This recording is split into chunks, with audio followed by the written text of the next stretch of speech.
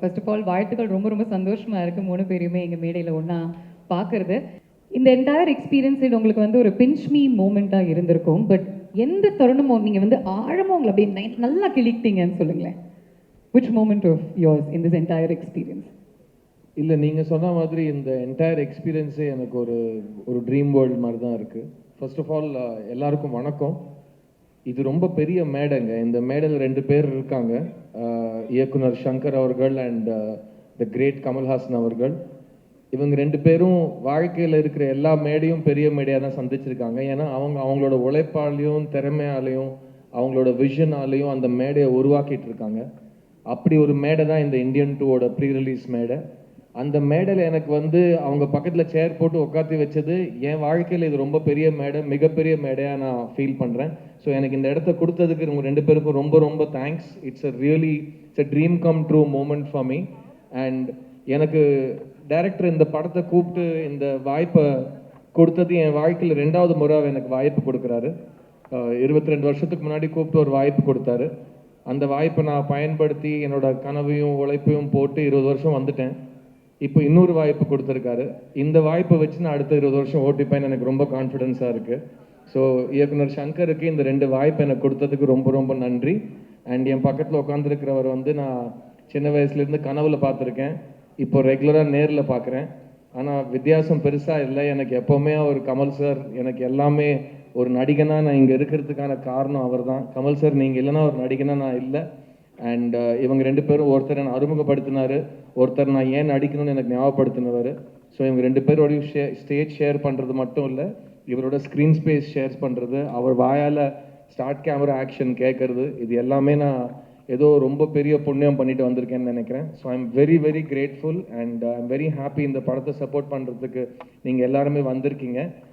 Indian 2 is a legendary film and just to be part of this moment, Bhavna, is still இது கனவா நினைவாங்கிற மாதிரி தான் இருக்கு எனக்கு நிஜமாவே. So thank you for having me here and thank you for being here. 2 வாய்ப்புன்னு சொன்னீங்க, எந்த வாய்ப்பு இன்னும் ஸ்பெஷல்? ரெண்டுமே சொல்லக்கூடாது, 2 ஐ கண்கள், திங்க் 2 ரெண்டுமே கைகள். வாய்ப்பு எப்பவுமே ஸ்பெஷலாக தாங்க இருக்கும். பிகாஸ் சங்கர் சார் வாய்ப்பு கொடுத்தாலே அது ஒரு பெரிய விஷயம் தான். அந்த வாய்ப்பை நம்ம எப்படி யூஸ் பண்ணிக்கிறோங்கிறத பொறுத்து இருக்கு. அண்ட் எனக்கு கான்ஃபிடென்ஸாக இருக்குது. I am very confident that பாய்ஸ்லேருந்து ஆரம்பிச்சு இந்த பயணம் இந்தியன் 2லேருந்து தொடங்கும். It will become the next part of my life. So once again, deepest thanks to Shankar sir, because என் மேலே அவர் முதல் முறை செலுத்தின நம்பிக்கை வந்து ஒரு புது பையன் மேலே செலுத்தினார். இப்போ வந்து அவர் செலுத்தின நம்பிக்கை வந்து அந்த புது பையன் கொஞ்சம் வளர்ந்துருக்கான்னு இந்த பையனுக்கு ஒரு நம்பிக்கை கொடுக்குற மாதிரி இருக்குது. ஸோ இந்த வளர்ச்சிக்கு காரணமாக இருந்தவங்க பெரியவங்க எல்லாருக்கும் ரொம்ப நன்றி. அண்ட் தினமும் சினிமாவில் புதுசாக ஏதாவது ஒன்று கற்றுக்கணும்னு இவங்க தான் எனக்கு சொல்லிக் கொடுத்தாங்க. ஸோ அப்படியே இருக்கட்டும், நான் டெய்லி ஏதாவது கற்றுக்கிட்டே இருக்கேன். And both these opportunities are very special and thank God for Indian, because Indian படம் இல்லைன்னா அந்த படத்தோட சீக்குவல் எனக்கு சான்ஸ் கிடைச்சிருக்காது. So thank you for making Indians sir, both of you. Fantastic.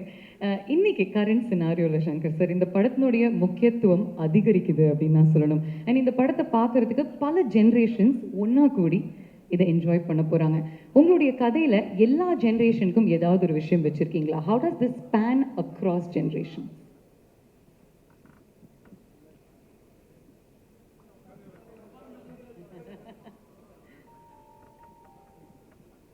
வந்திருக்கும் அனைத்து ஊடக நண்பர்களுக்கும் என்னுடைய வணக்கத்தை தெரிவிச்சுக்கிறேன். முதல்ல இந்த சேனாபதி கதாபாத்திரத்தை உருவாக்குறதுக்கு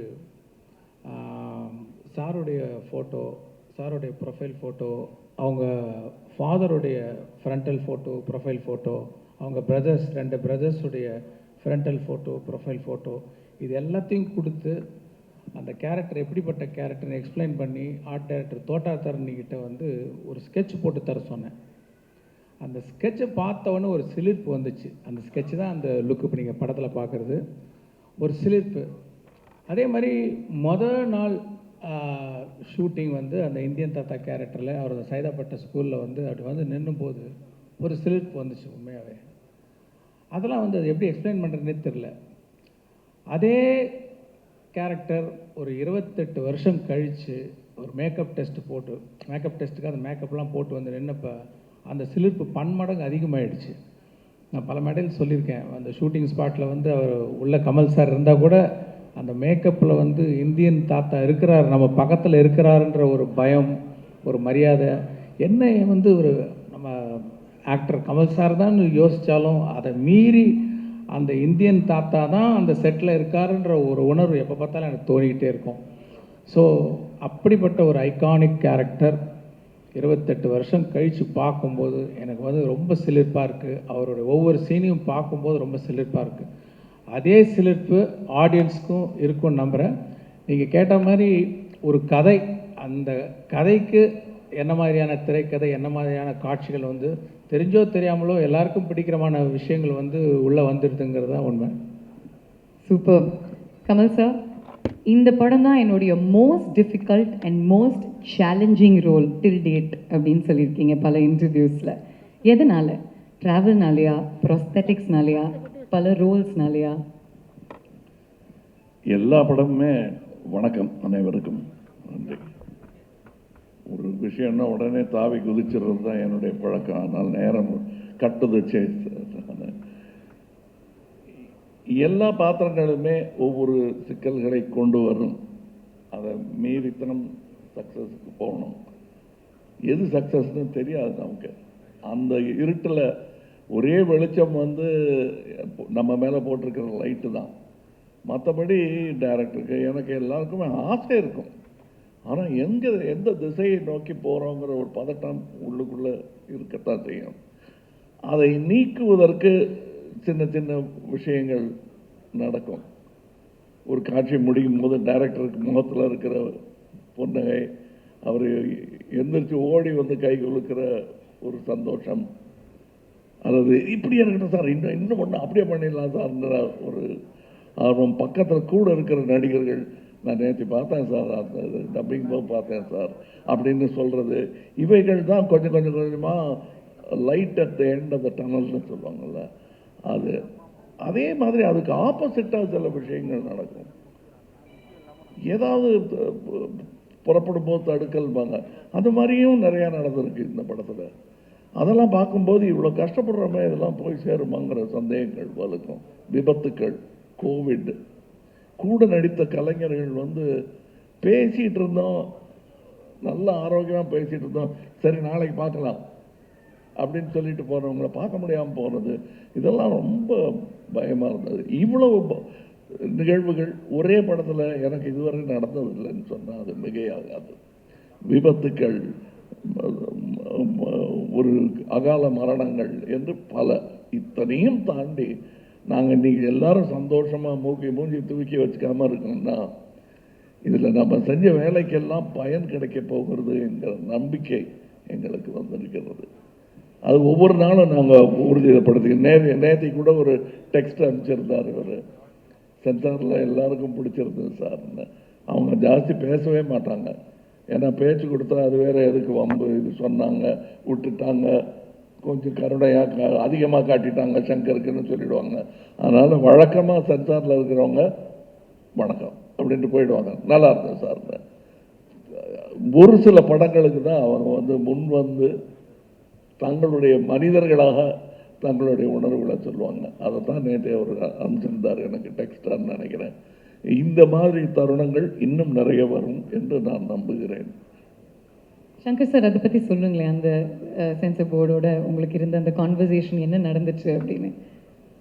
இல்லை, நான் படம் முடிஞ்சோடனே கட்ஸ் பற்றி பேசிட்டு வந்துட்டேன். பட் ப்ரொடியூசர்ஸ் போய் பேசியிருக்காங்க. போய் பேசும்போது அவங்களுடைய ஒப்பீனியன் சொல்லியிருக்காங்க, படம் நல்லா வந்திருக்கு அப்படின்ட்டு. ஒரு கட்ஸுக்கு கூட சரி யூஏ கொடுக்குறீங்களே, இது சில விஷயங்கள் வந்து அதை ரிமூவ் பண்ணால் பவர் போயிடுமே, அது யூஏ இருக்குது அதனால் நீங்கள் அலோவ் பண்ணலாமே அப்படின்னு கேட்டேன். கேட்கும்போது நம்மளுடைய டீமுக்கு அவங்க சொல்லியிருக்காங்க, படம் நல்லா வந்திருக்கு, ஃபேமிலியெல்லாம் உட்காந்து பார்க்க போகிறாங்க, இதுக்கு எதுக்கு இதை கொடுத்துருங்களேன் அப்படின்னு சொன்னாங்க. சரி, நான் கொடுத்துட்டேன். இதுதான் நடந்த விஷயம். ஃபேண்டாஸ்டிக். ஏன்னா எல்லாருமே பார்க்கக்கூடிய படமாக இருக்கணும் அப்படிங்கிற மைண்ட் செட்டோடு தான் நீங்கள் எடுத்திருக்கீங்க. And you work for 6 years to release this baby of yours அப்படிங்கும்போது it's exciting. And Kamal sir, நீங்கள் வந்து இமோஷ்னலி சொன்னீங்க the highs and lows that you experienced. ஆனால் ஒர்க் வைஸ் சேனாபதி அவருடைய கேரக்டரை தாண்டி, இந்த மேக்கப் லுக்கை தாண்டி 6 வெவ்வேறு கதாபாத்திரங்கள் நீங்கள் வந்து ப்ளே பண்ணியிருக்கீங்களா? அதை பற்றி சொல்லுங்கள். அதாவது நாங்கள் ஃபஸ்ட்டு இந்தியன் எடுக்கும்போது அதான் தமிழ்லேயே ரொம்ப அதிகமான பட்ஜெட்டு. பயமாகவே இருந்தது, அது ஒரு குற்றச்சாட்டாகவே வைக்கப்பட்டது. ஆனால் இப்போ பார்க்கும்போது அந்த இந்தியன் குடும்பம் ஒரு நடுத்தர குடும்பம் தான். இது நல்ல வசதியான குடும்பம். அதற்கு எப்படின்னா வசதின்னா வெறும் பணம் மட்டும் இல்லைங்க, இதில் திரட்டக்கூடிய திறமைகள், தொழில்நுட்ப கலைஞர்கள், இவங்கெல்லாம் வந்து ஒன்று நினைப்போம், அது அடுத்த படத்தில் ஏதாவது வசதி வந்ததும் வச்சுக்கலாம் சார், நல்லா இருக்கு, அந்த படத்தில் பார்த்தோம், வெளிநாட்டு படத்தில் பார்த்தோம், பட் அவ்வளோ காஸ்ட்டும் அது பண்ண முடியாது. பிரிட்ஜான் தருவார் கோவாயை படமாக வேணால் பார்க்கலாம், நம்ம கட்ட முடியாத பாலம் அப்படின்லாம் தோணும் இல்லை, அதையெல்லாம் தைரியமாக இறங்கி செஞ்சுருக்காரு. அதாவது படம்னு பார்க்கும்போது எல்லாரும் படம் நல்லா இருக்கு, ஃபர்ஸ்ட் ஹாஃப் செகண்ட் ஹாஃப்னு அப்படி பேசிட்டு போயிடுறாங்க. ஆனால் எத்தனை பேருடைய உழைப்பு இருக்கிறது இதில். எனக்கு இதெல்லாம் பழக்கமே கிடையாது, இத்தனை வருடங்கள் நான் இருந்திருக்கிறேன். ஒரே படத்தில் இத்தனை கலைஞர்கள் பெருந்தன்மையுடன் ஒத்துழைத்து செய்வது. அதாவது சில கவிஞர்கள் எழுத மாட்டாங்க, நான் எழுதினா எழுதுவேன். இப்போ என் நண்பர் வைரமுத்து இருக்கார், அவர் வந்து நான் எழுதுனா 7-8 பேரோட நான் எழுத மாட்டேன்னு நடுவில் சொல்லிட்டு இருந்தார். என்ன மாதிரி 1-2 பேருக்கு சலுகைகள் கொடுப்பார் அவர். ஆனால் இதில் ஸ்டண்ட் மாஸ்டர் இல்லையா, வேறு யார் வேறு ஹெட் ஆஃப் த டிபார்ட்மெண்ட் பல பேர் இதில் சேர்ந்து வேலை செஞ்சுருக்காங்க, நடன இயக்குநர்கள். அண்டு அது எனக்கே ரொம்ப சந்தோஷமாக இருந்துச்சு. எனக்கு எப்போவுமே நடிகர்கள் எல்லாம் ஒன்றா சேர்ந்து நடிக்கிறது, திறமையான நட்சத்திரங்கள் ஒன்றாக இணைவது, இதெல்லாம் எதுக்கு வம்பு? இது ஒரு நட்சத்திரமே கஷ்டம், இது வேறு ரொம்ப ஜாஸ்தி இழுத்து விட்டுக்கக்கூடாதுன்னு ப்ரொடியூசர்ஸ் நினைப்பது உண்டு. அதற்கு மாறாக இதில் எல்லா நட்சத்திரங்களும் மிக சந்தோஷத்துடன், ஏன்னா என் கூட இருந்தாங்க, அவங்க பேசினது விவேக்கெல்லாம் சொன்னது எதிரொலிச்சுக்கிட்டே இருக்கு எனக்கு. நெடுமுடி வேணும் போன்ற திறமைகள், இவர் சித்தார்த்த போன்றவர்கள், இவங்கெல்லாம் காட்டின அந்த உற்சாகம் இருக்கிறது இல்லை, கொஞ்சம் நமக்கே சந்தேகம் வரும், இவ்வளோ சந்தோஷப்படுறாங்களே அது நிஜமாவா அப்படின்னு நான் கேட்டிருக்கேன் அவர்கிட்ட. அவங்க மூஞ்சில் அடித்த மாதிரி கையில் சத்தியம் பண்ணி சொல்லிட்டாங்க அவங்க. அதனால் நான் நம்புகிறேன், இவங்களையெல்லாமும் நான் நம்புகிறேன். இதில் இருந்த சின்ன சின்ன சின்ன டெக்னீஷியன், அசிஸ்டன்ட் டைரக்டர், இப்போ கூட நான் மேடைக்கு வந்தபோது முதல் தடவையாக ஒரே வாட்டி ட்ரெஸ்ஸை பார்த்து ஓகே சொன்னது இதுதான், இந்த ட்ரெஸ்ஸை நான் போட்டிருந்தேன் டைரக்டர் சார், நல்லா இருக்கு, ப்ரமோஷன்ஸ்ல கூட வேற மாத்த சொல்வாரு, நல்லா இருக்கு சார், இல்லைன்னா அப்படி சுற்றி சுற்றி நடப்பார். அந்த நூலால் தான் சார் துணி போனோம், இல்லை இல்லை திருப்பி தள்ளி போய் நிற்பார், திருப்பி கிட்ட வருவார். அது அவர் முடிவு பண்ணுறதுக்குள்ள அது ஒரு சின்ன சேஞ்சாக இருந்தாலும் அதை சரி இது பண்ணிக்கலாம், எதுக்கும் இன்னொரு வாட்டி நான் யோசிச்சுட்டு சொல்கிறேன்னு அவ்வளோ யோசிக்கிறவர். ஸோ ஒரு துணி, ஒரு நூல், ஒரு பெல்ட், தாத்தாவுடைய கத்தி, அதை வைக்கிறதுக்கான இது, அது பெட்டி, பேனா, இதையெல்லாம் நாங்கள் தீவிரமாக டிஸ்கஸ் பண்ணுறோன்னா நம்ப மாட்டாங்க. எப்பா ஒரு பேனா கொண்டா அப்படிங்கிற மாதிரி இல்லை இந்த படம். எல்லா விஷயத்தில் இப்போ கூட இன்றைக்கி ஒரு விளம்பரம் வந்திருக்கேன், அந்த ட்ரெஸ்ஸு போட்டுக்கிறதும் கஷ்டம், உருவாக்குறதும் கஷ்டம். இதில் அதெல்லாம் வந்து எத்தனையோ காஸ்டியூம் எனக்குன்னு தனியாக ஒர்க் பண்ணியிருக்காங்க, அமிர்தா ஒர்க் பண்ணியிருக்காங்க, அது மாதிரி நிறைய காஸ்டியூம் டிசைனர்ஸ் இதில் வேலை செஞ்சுருக்காங்க.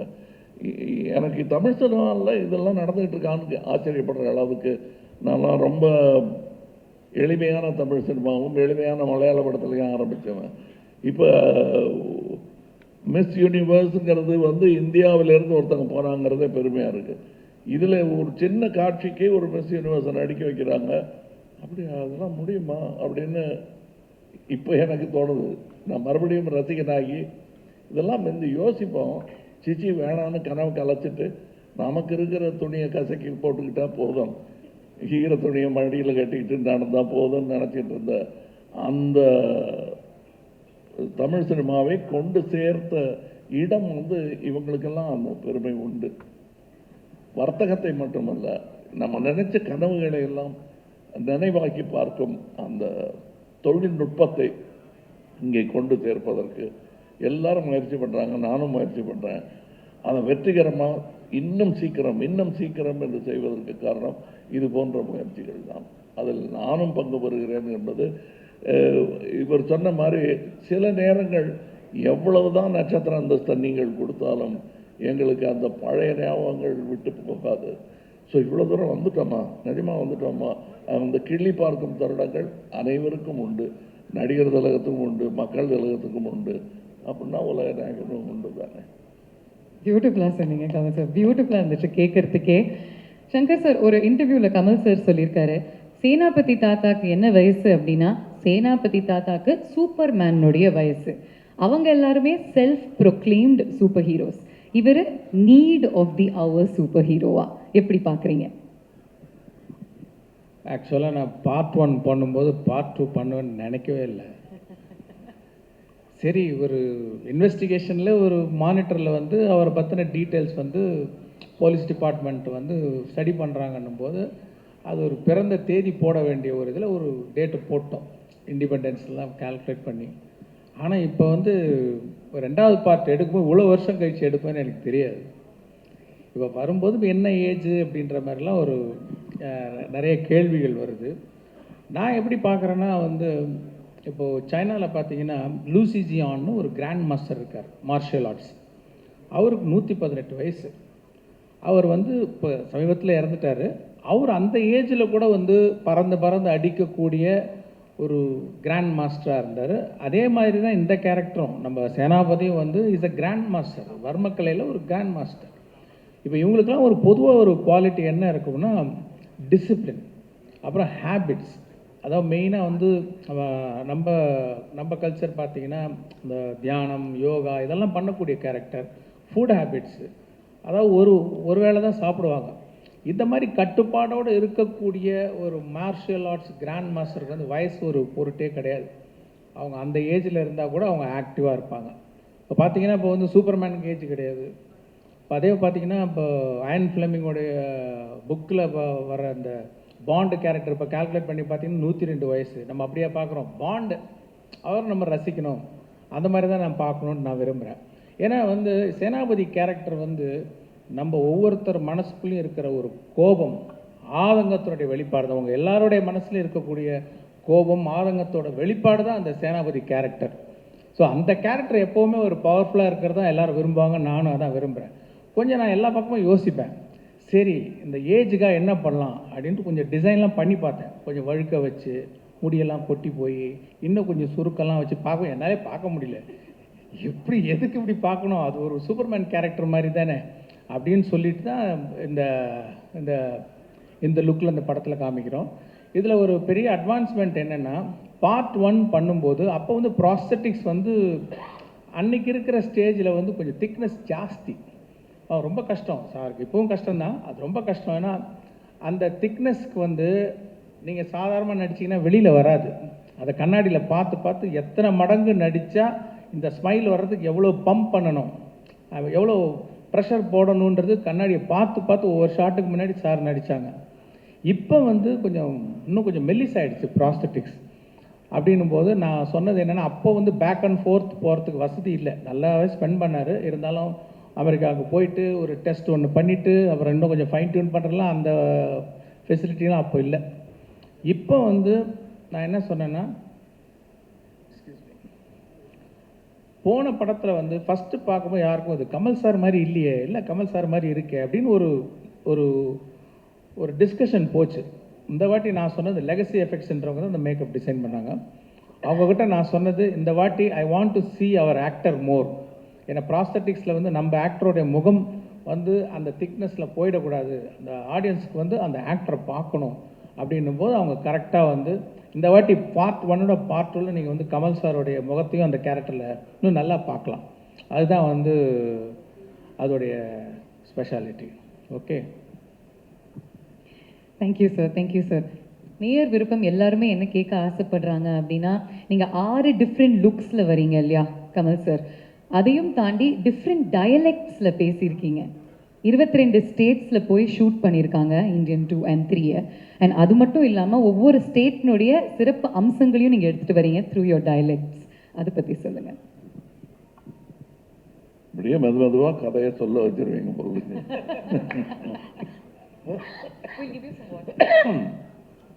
பட் உண்மை என்னன்னா, முதல்ல இந்த படத்தை பார்க்க போகிறவர்கள், தேங்க்யூ, பார்க்க போகிறவங்க சாதாரண ரசிகர்கள், நானும் அதான்னு வச்சுக்கங்களேன். இப்போ என்ன செய்ய போகிறாங்க? இப்போ எனக்கு பதிலாக இன்னொரு நடிகரை வச்சே ஒரு இந்தியன் 2 பண்ணுறாருன்னு வச்சுக்கோங்க, அவரோட தம்பி வந்துட்டாருங்க அப்படின்னு பண்ணுறாருன்னு வச்சுக்க. நான் என்ன வழக்கமாக சொல்லுவேன்னா, அது வயத்தறிச்சல் கூட கிடையாது, அதான் பார்த்துட்டேன் என்ன இருக்குது அப்படின்னு. பழம்புளிக்குங்கிற ஒன்று இருக்கும். இன்னொன்று என்ன சொல்லுவேன்னா, தாத்தா வருவார், அந்த உரமம் குத்துவார், அவ்வளோதானே, அதான் பார்த்துட்டோமேங்கிறது தான். அது கடும் விமர்சனம் அதான் வைப்பாங்க ஃபஸ்ட்டு. எல்லா வெற்றிக்கும் முன்னாடியும் அது ஒன்று. தெரியுமே, சங்கர் படம்னா நிறைய பாட்டு, பிரம்மாண்டம் அவ்வளோதானே, என்ன பிரம்மாண்டம் அவ்வளோதானேவா, அதை எப்படி நம்ம போய் அவங்க கூட வாதாடுறது?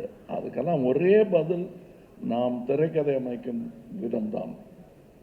இந்த கேள்வியெல்லாம் அவங்களே பதில் சொல்லி அவங்களே ஒத்துக்கிட்டு சாரி சொல்லாமல் எங்களை பாராட்டி விட்டு வெளியே போகணும். அதற்கான முன்னேற்பாடை அவர் பண்ணாருங்கிறது தெரிஞ்சதுனால தான் நான் படமே ஒத்துக்கிட்டேன். ஏன்னா இதே கேள்வியோட தானே நான் அவர்கிட்ட போயிருப்பேன். 2வது செய்யலாங்கும்போது அதான் பண்ணிட்டோம் சார்ங்கிறது தான் மனசில் மூடிக்கிட்டு இருக்கோம். இருந்தாலும் கௌரவம் மரியாதை காரணமாக சொல்லுங்க சார், ஏன்னா அதே தான் இருக்கும் அப்படின்னு நினச்சிட்டு இருக்கும்போது சில வியப்புகளை ஒரு கதாசிரியனாக, ஒரு நடிகனாக எனக்குள் அவரால் ஏற்படுத்த முடிந்தது. அதெல்லாம் இதில் இருக்குது. லாங்குவேஜ் பேசுகிறது, அதான் நீங்கள் பேசியிருக்கீங்களா அப்படின்ட்டா முடிஞ்சு போச்சு. நீங்கள் ஏக்துச்சிக்கல்லையில் பேசியிருக்கீங்க, மரச்சரித்திரால வட்டார வழக்கு பேசுவீங்க, பெருமாண்டியில் பேசியிருக்கீங்க, அதெல்லாம் பார்த்துட்டோமே அப்படின்ட்டா எல்லாம் பார்த்துட்ட மாதிரி ஒரு ஃபீலிங் இருக்கும். The way he has brought about it, இந்த படத்துக்கும் அதற்கும் என்ன, இது சும்மா பல்வேறு ட்ரெஸ்ஸில் நிற்கிற ஒரு அலங்கார பொருளாக இல்லாமல் ஒரு காரணத்தோடு அதில் வச்சுருக்காரு.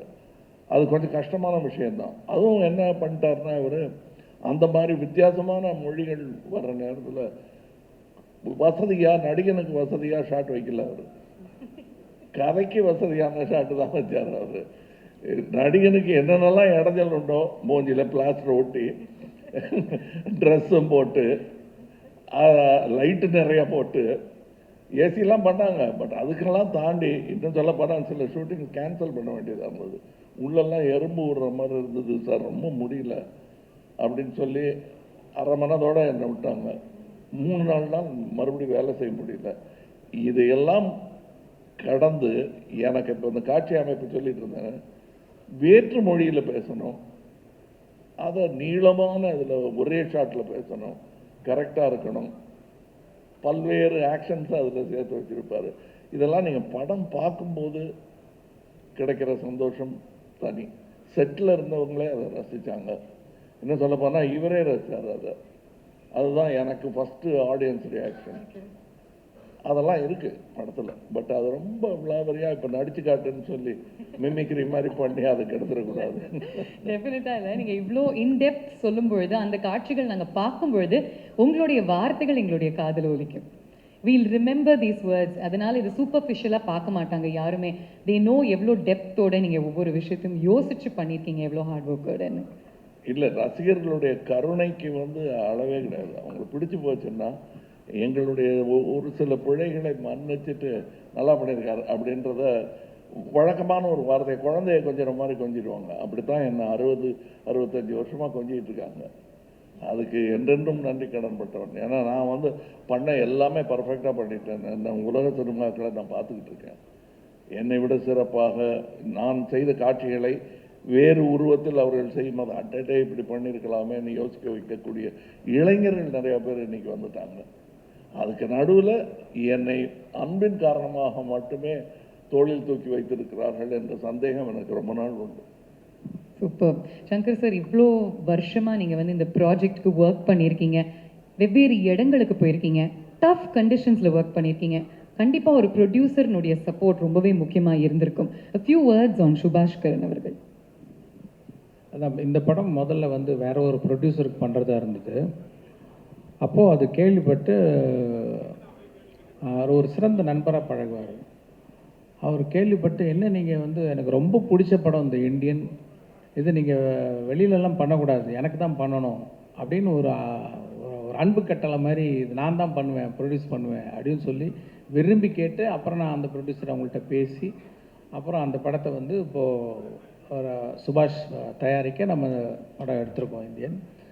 இதில் சொன்ன மாதிரி இப்போது சொன்ன விஷயங்கள் இதெல்லாம் வந்து கற்பனை பண்ணிட்டாலும் அதை வந்து அந்த கற்பனையை நிஜமாக்குறதுக்கு, நிஜமாக ஒரு காட்சியாக பார்க்குறதுக்கு அதுக்கு உண்டான செட்டு, அதுக்கு உண்டான மேக்கப்பு, அதுக்கு உண்டான லொக்கேஷன், அதே மாதிரி பொலிவியா போகிறதுக்கு ரொம்ப it's not an easy task. Like Bolivia போய் அந்த சாங்கை ஷூட் பண்ணுறதெல்லாம் தைவானில் ஷூட் பண்ணியிருக்கோம்.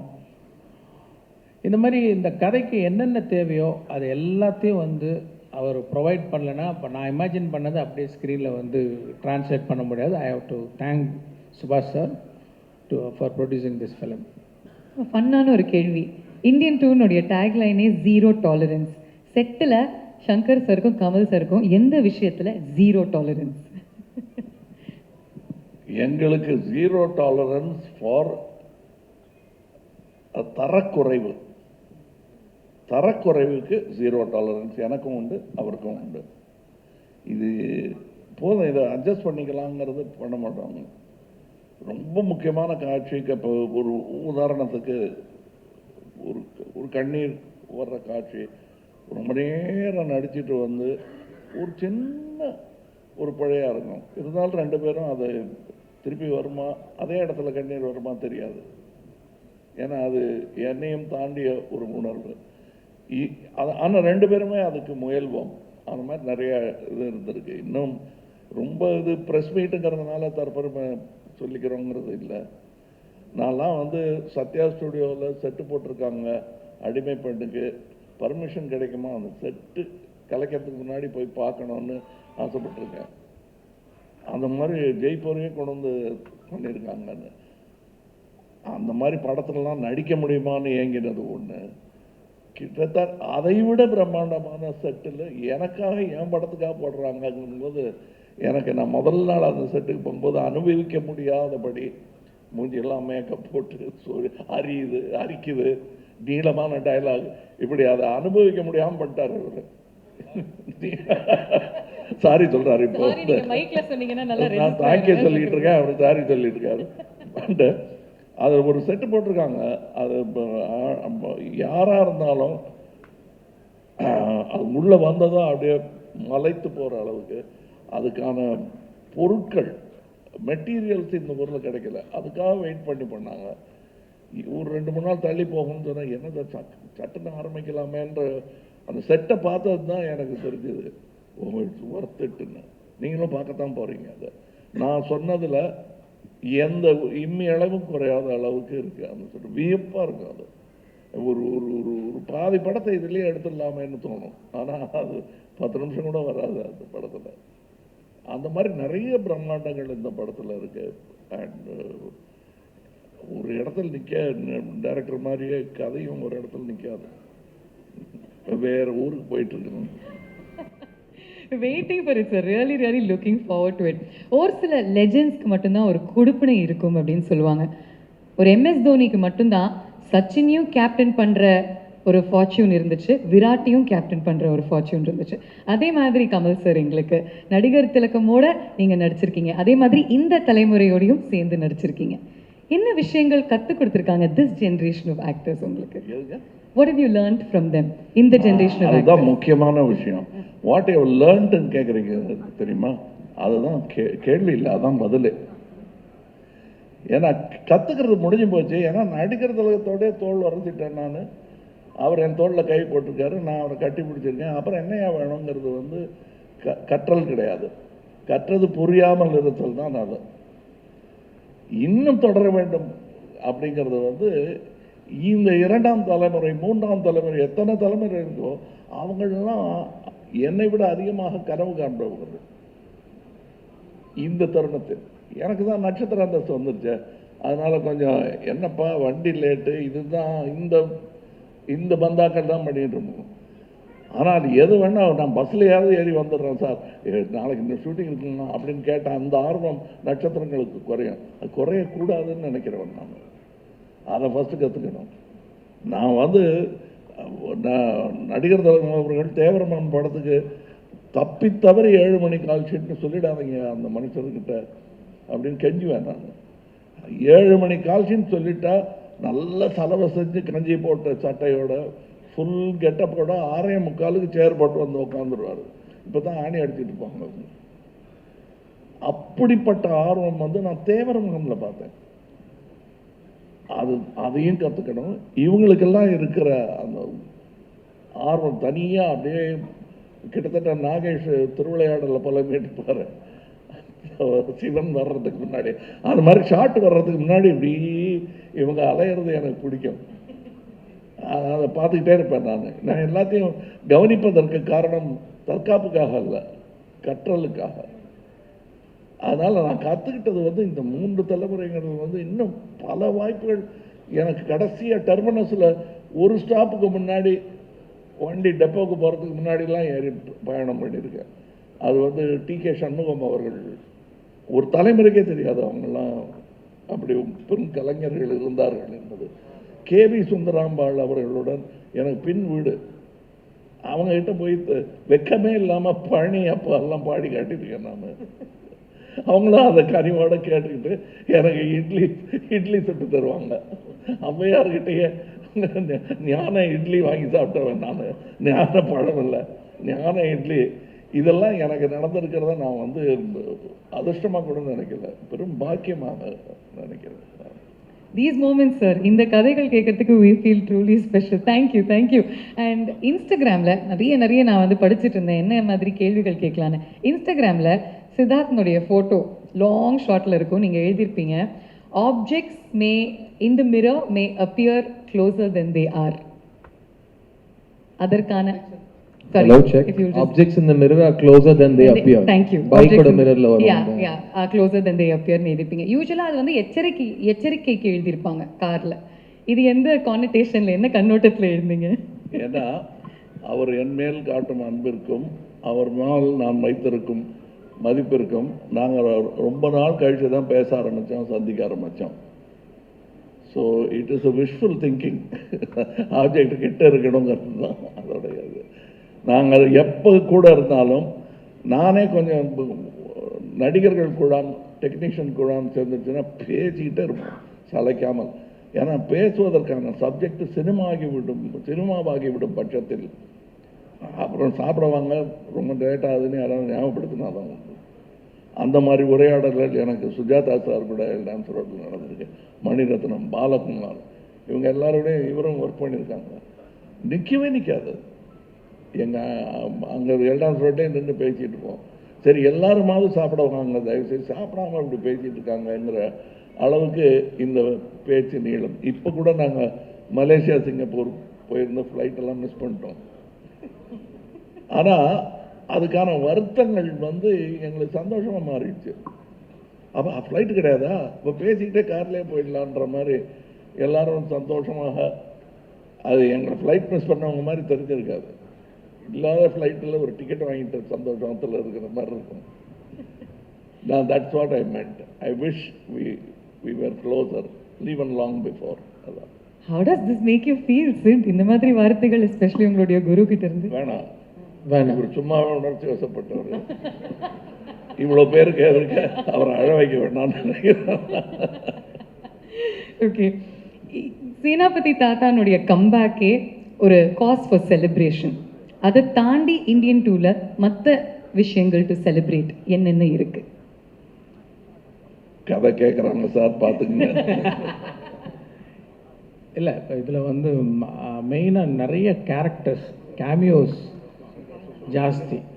அது எல்லாமே நல்ல ஒரு பண்பட்ட நடிகர்கள், நல்ல அனுபவம் வாய்ந்த நடிகர்கள், சிறந்த நடிகர்களை வந்து இந்த படத்தில் கேஸ்ட் பண்ணியிருக்கோம்.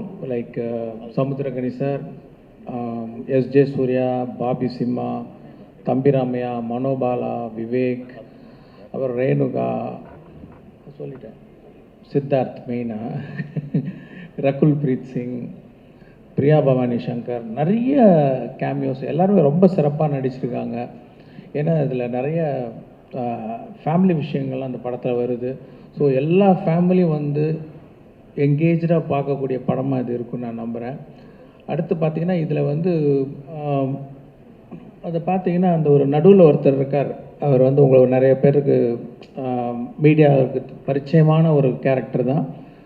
அது ஆர்கே லக்ஷ்மணுடைய கார்ட்டூன் காமன் மேன். அவர் வந்து டைம்ஸ் ஆஃப் இந்தியாவில் அந்த கார்ட்டூன் வந்து ரெகுலராக போடார். அது ரொம்ப அந்த கார்ட்டூன்லாம் ரொம்ப பிரபலம், ரொம்ப மிகச்சிறந்த ஒரு கார்ட்டூனிஸ்ட் ஆர்கே லக்ஷ்மண் அவர்கள். அவருடைய அந்த காமன் மேன் கதாபாத்திரத்தை வந்து ஒரு 3D அனிமேஷனில் இதில் வந்து இந்த கதையில் வந்து ஒரு கதை சொல்லும் ஒரு டூலாக நான் வந்து பயன்படுத்தியிருக்கேன். அது ஒரு புது விஷயம். அப்புறம் சொன்ன மாதிரி பொலிவியாவில் எடுத்த அந்த கேலண்டர் சாங் மிஸ் யூனிவர்ஸ், நான் வந்து இந்தியன் ஆக்ட்ரஸே ட்ரை பண்ணேன், 2-3 பேரை ட்ரை பண்ணேன், கிடைக்கல, அவங்க டேட்ஸ் கிடைக்கல. அப்போ வந்து அந்த கேலண்டர் ஷூட்டுக்கு பொருத்தமாக யார் இருப்பாங்க அப்படின்னு பார்க்கும்போது அவங்களுடைய ஒரு புகைப்படத்தை பார்க்கக்கூடிய ஒரு வாய்ப்பு வந்தது. ஸோ அவங்கள ட்ரை பண்ணி பார்த்தோம். அவங்க அக்செப்ட் பண்ணதுனால அவங்கள வந்து இந்த பாட்டில் நாங்கள் படத்தில் வருவாங்க அந்த பாட்டில். அப்புறம் மெயினாக டெக்னீஷியன்ஸ் லைக் ரவிவர்மன் ரொம்ப அருமையான ஒளிப்பதிவு. இப்போ சார் சொன்ன மாதிரி வியந்து பார்க்குற ஒரு செட்டெல்லாம் வந்து முத்துராஜ் ப்ரொடக்ஷன் டிசைனரோட ஒர்க்கு வந்து எக்ஸ்ட்ராடினரி ஒர்க் இந்த படத்தில் பார்த்தா. அப்படி நம்மளே ஒரு லேஸில் எக்ஸைட் ஆக மாட்டோம். ஒரு செட்டு டிசைன் அப்ரூவ் பண்ணுறதுக்கு பேக் அண்ட் ஃபோர்த் போவோம். கடைசியில் ஒன்று கொடுப்பாரு. செட்டில் வந்து பார்த்தா நம்மளுடைய எதிர்பார்ப்பே மிஞ்சக்கூடிய ஒரு அருமையான ஒரு அவுட்புட்டை வந்து முத்துராஜ் சார் கொடுத்துருக்குறாங்க. அப்புறம் தைவானில் ஷூட் பண்ணியிருக்கோம். இதெல்லாம் விட மெயினாக நம்ம கமல் சார் தான். நான் வந்து பார்ட் 1ல் சொன்னேன், லைக் ஒரு தராசில் வந்து ஒரு பக்கம் டைரக்டர், ப்ரொடியூசர், படத்தில் நடித்த actors, cinematographer, music director, art director, அத்தனை பேரையும் ஒரு தராசில் போட்டுட்டு இன்னொரு பக்கம் தராசில் கமல் சாரை உட்கார வச்சா ஈக்குவல் ஆகிடும். அந்த அளவுக்கு இவர் சாரோடைய ஸ்க்ரீன் ப்ரெசன்ஸ் அண்ட் பர்ஃபார்மன்ஸ் வந்து அப்படி இருந்தது. அந்த இந்தியன் ஒரு விழாவில் நான் சொன்னேன். இப்போ நான் சொல்கிறேன், இப்போ தராசு இந்த பக்கம் சாஞ்சிடுச்சு. சார் வந்து எங்கள் எல்லாரையும் மிஞ்சிற அளவுக்கு அவர் வெயிட்டாக இருக்கார் அந்த படத்தில் அப்படிங்கிறத நான் வந்து இங்கே நீங்கள் கேட்டிங்களே படத்தில் வேறு என்ன நான் இல்லைன்ட்டு, சாரோடைய பர்ஃபார்மன்ஸ், சாரோடைய ப்ரெசன்ஸ், ஏன்னா அவர் வர சீனெல்லாம் வந்து அப்படி ஒரு பிரமிப்பை ஏற்படுத்துது. அது ஒரு எழுதுனதுக்கும் அது ஒரு சீனாக ட்ரான்ஸ்ஃபார்ம் ஆகும்போது அது எந்த அளவுக்கு உயர்ந்து நிற்குதுன்றதை என்னால் பார்க்க முடிஞ்சுது. ஐ பிலீவ் நீங்களும் அதை ஃபீல் பண்ணுவீங்கன்னு நினைக்கிறேன். ஃபேண்டாஸ்டிக். கமல் சார், நீங்களும் உங்களுடைய பதில் அதுக்கு சொல்லிட்டீங்க அப்படின்னா அதுக்கப்புறம் ப்ரெஸ் கிட்ட அவங்களுடைய கேள்விகள் கேட்கலாம். அதாவது இவ்வளோ விஷயங்கள் சொல்கிறோம் இல்லையா, இதுக்கெல்லாம் நாங்கள் வந்து சுபாஸ்கரன் ஒருத்தர்கிட்ட நான் ஒரு ஃபோன் பண்ணுவேன், ஒரு ஃபோன் பண்ணுவார். 2 ஃபோன் கால் தான். எடுக்கிற முடிவுகள் ரொம்ப பெரிய முடிவுகளாக இருக்கும். அதாவது எத்தனை நாள் தள்ளி போடலாம் ஷூட்டிங்குங்கிறது வந்து சாமானியமான செய்தி அல்ல. ஒரு ப்ரொடியூசருக்கு வேணாம் சார், ஒரு விபத்து நடந்துச்சு, நீங்கள் புறப்பட்டு வாங்க, ஒரு கால் புறப்பட்டு வந்துடுவார். இல்லை இதை நடுவில் ஒரு சில மாற்றங்கள் இவர் சொன்ன போது இப்படி பண்ணலான்னு சொல்லும்போது சரி சார் நீங்கள் 2 பேரும் முடிவெடுத்து பண்ணிடுங்க சார் அப்படிங்கிற அந்த பெருந்தன்மை, அது இல்லாமல் இந்த படத்தை இத்தனை வருடங்கள் நகர்த்தி கொண்டு வந்திருக்கவே முடியாது. அதற்கு பிறகு என்ன பண்ணுறது தெரியாமல் கோவிட், விபத்துகள் என்று பல விஷயங்கள் எங்களை தடுமாற வைத்த போது ரெட் ஜாயின்ட்ஸ் உள்ள வந்தாங்க. இதெல்லாம் தான் அப்படி ஒரு 3 முக்கிய கால்களை வைத்து நிற்கும் முக்காலி. அது சொல்லியே ஆகணும். இங்கே அது போக டெக்னீஷியன்ஸ் பேரை எல்லாம் சொல்ல முடியாத அளவுக்கு அத்தனை பேர் வேலை பார்த்துருக்காங்க. இந்த இதில் போட்டிருக்கு இல்லையா, அதுவே கம்மி. அது நம்பர் ஆஃப் நேம்ஸு முந்தியெல்லாம் 4-5 பேர் தான் போடுவாங்க. அதோட பங்கு முடிஞ்சிடும். ஆனால் இதில் எத்தனையோ பேர் வேலை செஞ்சுருக்காங்க. நான் சொன்னது சும்மா ஒரு பானை சோற்றுக்கு பதம் தான். ப்ரொடக்ஷன் டிபார்ட்மெண்ட்டில் வேலை பார்த்துருக்கிற ப்ரொடக்ஷன் மேனேஜர்ஸு, அதுவும் சாமானியமான வேலை இல்லை, அவங்களுக்கு கொடுக்கப்பட்ட வேலைகள்லாம். இவர் ட்ரெயினை கொண்டு வரணும் சொன்னார்னா அந்த ட்ரெயின் மேலே அரிசி இருக்கணும், அது மேலே வெள்ளைக்காரங்க இருக்கணும், அது வந்து ஆப்பிரிக்காவில் நடக்கணும், அப்படி ஒன்று இல்லை. இது வந்து உலக அழகி வேணும், சரி சார் கொண்டு வந்துடலாம். எங்கே உலகத்தில் யாரும் அடிக்கடி போகாத இடமா இருக்கணும், சரி சார் போயிடலாம், ஒரு 120 பேர் அங்கே கொண்டு போயிடணும். இதெல்லாம் எல்லாமே சரி சார், நல்ல பிரம்மாண்டமான செட்டு போடணும், போட்டுடலாம் சார், இவ்வளோ ஒரு சதுர அடி, இவ்வளோ இது இந்த ஆளை விட பெருசாக இருக்கு, சரி போட்டுடலாம் சார், ஆனால் எல்லாம் தங்கமாக இருக்கணும். நடுவில் வைக்கிறதுக்கு நடுவில் வேணால் கரன்சி நோட்டு வைக்கலாம் அப்படின்னா அந்த மாதிரி கேட்க கேட்க அதுக்கெல்லாம் இது ஒரு ஒரு குப்பத்தில் ஒரு சாங் எடுக்கலாம் அப்படின்னு முடிவு பண்ணுறாரு. ஓஹோ சரி சீக்கிரம் முடிச்சுடுவாங்க 2 நாளில். அந்த குப்பத்தில் இருக்கிற பில்டிங்குக்கெல்லாம் பெயிண்ட் அடித்து 1000 டான்ஸஸ் தான் உங்களோட அத்தனைக்கும் ஈடு கொடுக்க வேண்டியது வந்து ப்ரொடக்ஷன்ஸ் தான். ஏன்னா அத்தனை பொங்கல், அத்தனை வடை, அத்தனை பாத்ரூம், இதெல்லாம் நீங்கள் கணக்கில் எடுக்கிறது இல்லை. அத்தனை பேருக்கு ட்ரிப்பு, வீட்டுக்கு வண்டி போக, காலையில் 5 மணிக்கு பிக்கப்பு ட்ராப்பு, அத்தனை மேக்கப் மேன், இதெல்லாம் யோசிச்சு பார்த்தா கொஞ்சம் பதட்டமாக இருக்கும். ஐயையோ இந்த தொழில் வேணாம்ப்பா நமக்குங்கிற மாதிரி இருக்கும். இத்தனையும் தாங்கி பிடித்திருக்கும் தொழில்நுட்ப கலைஞர்கள், கேமரா டிபார்ட்மெண்ட்லேயே என்னென்னமோ நாங்கள் கேள்விப்படாத மெஷின் எல்லாம் இப்போ எங்களுக்கு கட்டுப்படி ஆகாது. எப்படிங்கிறதுக்கு எங்களுடைய இதுக்கு முன்னாடி இருக்கிற வெற்றிகள் தான் காரணம்னு நான் நம்பிக்கிட்டு இருக்கேன். Beautifully set sir. இப்போ எங்களுடைய மீடியா ஃப்ரெண்ட்ஸ், சாரி உங்களுடைய கேள்விக்கு முன்னாடி Siddharth just wants to say something. Hello, check. Sorry, I'll just take a minute.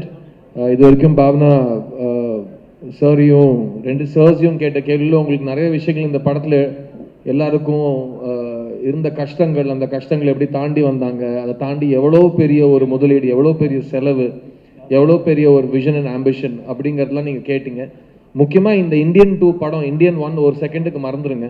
Indian 2 படம் நீங்கள் ஏன் தியேட்டருக்கு வந்து பார்க்கணுங்கிறதுக்கு காரணம் 2 முக்கியமான காரணம் இங்கே இருக்காங்க.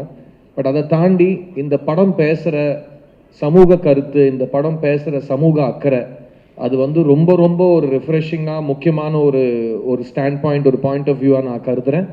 ஸோ இப்போ இருக்கிற யங்ஸ்டர்ஸ், நீங்களாம் எங்களை மாதிரி தியேட்டரில் போய் இந்தியன் 1 பார்க்கல இல்லையா? ஸோ அது ஒரு செகண்டுக்கு மறந்துடுங்க.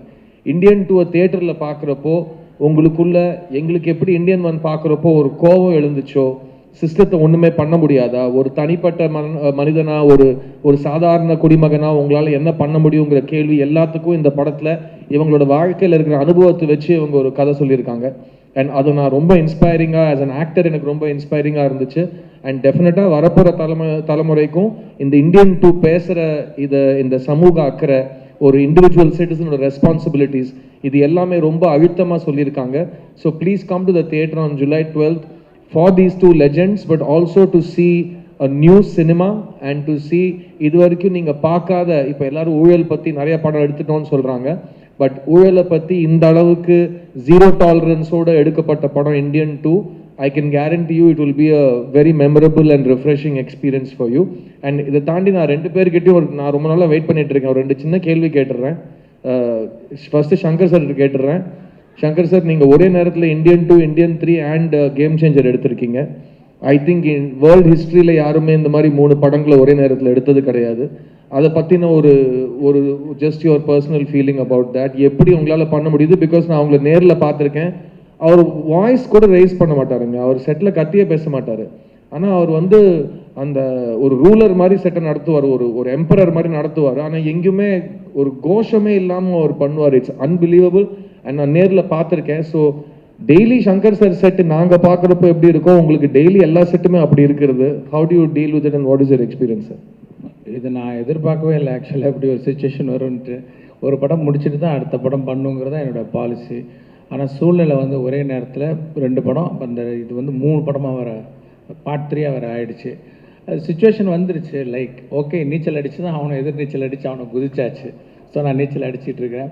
அதில் மெயினாக எனக்கு என்ன அட்வான்டேஜ்னால், இந்த கரோனா பீரியடில் வந்து எப்போ வேணால் இந்தியன் எப்போ ஸ்டார்ட் ஆகும்னு தெரியல. ஆனால் ஒரு வேளை ஸ்டார்ட் ஆச்சுன்னா நம்ம தயாராக இருக்கணுன்ட்டு இந்த கரோனா பீரியட் பூரா உட்காந்து இந்தியனுக்கு உண்டான எல்லா வேலைகளையும் முடிச்சிட்டேன். ரைட்டிங் ஒர்க்கு, அப்புறம் ப்ராப்பர்ட்டிஸ் லிஸ்ட்டு, காஸ்டியூம்ஸு, என்னென்ன ப்ரீ ப்ரொடக்ஷன் ஒர்க் இருக்கோ எல்லாத்தையும் முடிச்சு வச்சுட்டேன். நேராக போனால் கேமரா பிரித்து ஷூட் பண்ண வேண்டியதான். அந்த அளவுக்கு நான் தயாராகிட்டு அப்புறமும் எனக்கு டைம் இருந்ததுனால நான் வேறு சில கதைகள்லாம் பண்ணேன். ஸோ எனக்கு வந்து 2 படம் பண்ணும்போது இது எனக்கு பெரிய ப்ளஸ்ஸாக இருந்தது. ஏன்னா எல்லா ப்ரெப் ஒர்க்ஸும் முடிஞ்சு போயிட்டதுனால இந்தியனை பொறுத்த வரைக்கும் எனக்கு இன்னும் அதிகமாக டைம் பண்ண வேண்டிய அவசியம் இல்லாமல் இருந்ததுனால என்னால் இன்னொரு படம் பண்ண முடிஞ்சது. அண்ட் நவ் கமல் சார், ரீசெண்டாக நீங்கள் ஒரு இன்டர்வியூவில் ரொம்ப அழகாக ஒரு ஸ்டேஜில் இன்ஃபேக்ட் சொல்லியிருந்தீங்க, ரொம்ப புரிதலோட ரொம்ப அழகாக சொல்லியிருந்தீங்க.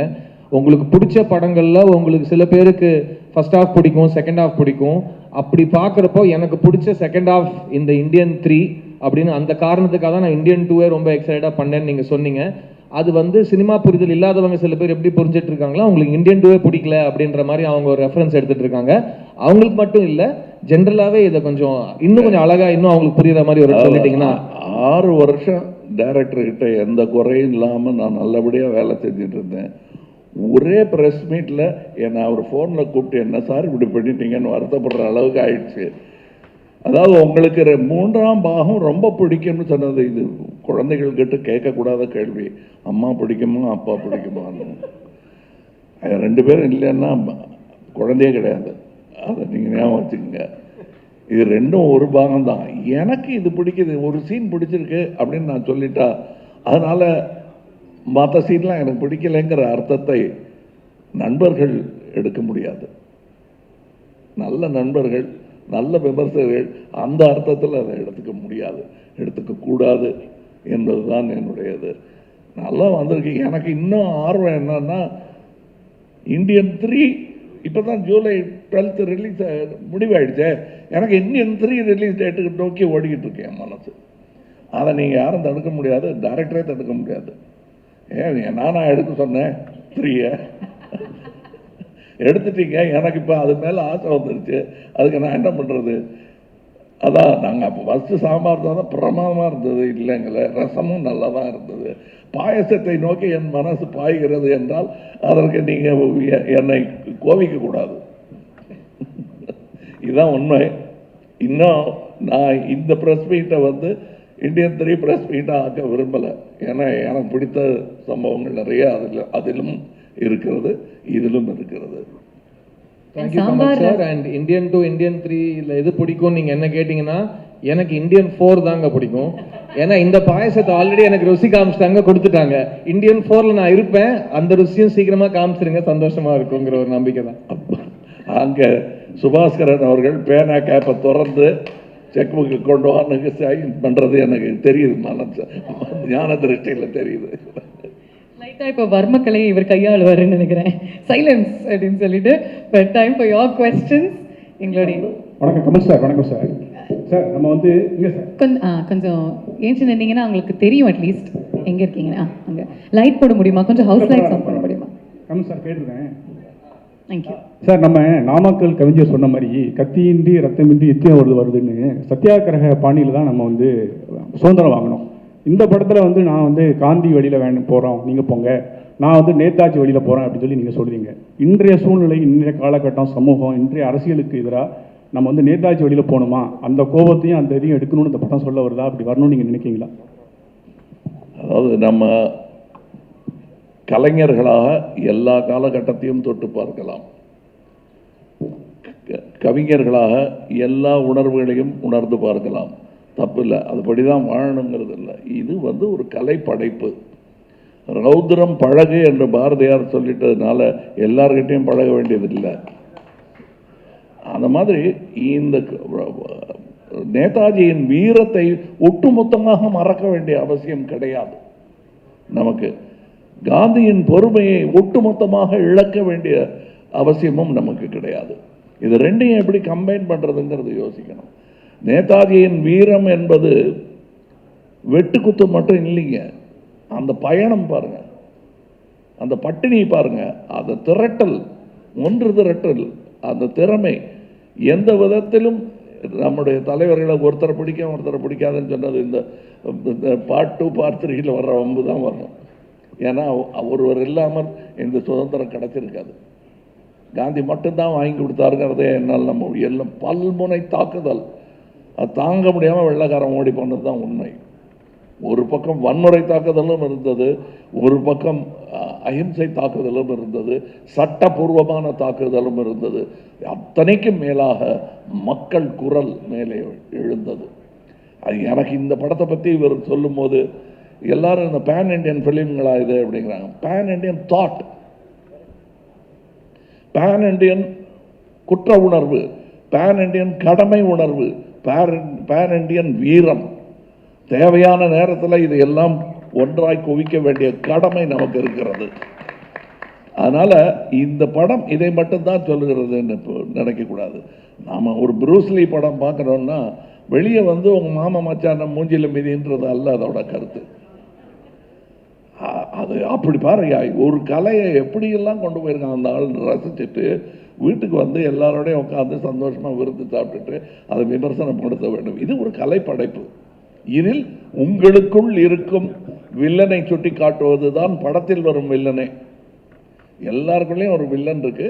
ஒரு ஒரு ஒரு கான்ஷியன்ஸ் வேணாம் செய்யாதேன்னு நீங்கள் தவறுகளே செய்யும் பொழுது ஒரு குரலுக்கு நீங்கள் செவிசாய்க்க மறந்ததுனால்தான் அந்த தவறை நிகழ்ந்திருக்கும்.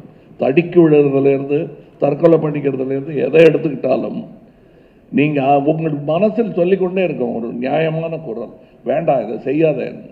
நல்லது செய்யும் போதும் பல சிக்கல்கள் நமக்கு வரும்போது இல்லை செய்யுங்கன்னு அப்படி சொன்னதுனால தான் சங்கர் பார்ட் 2 பார்ட் 3 எடுக்கிறாரு.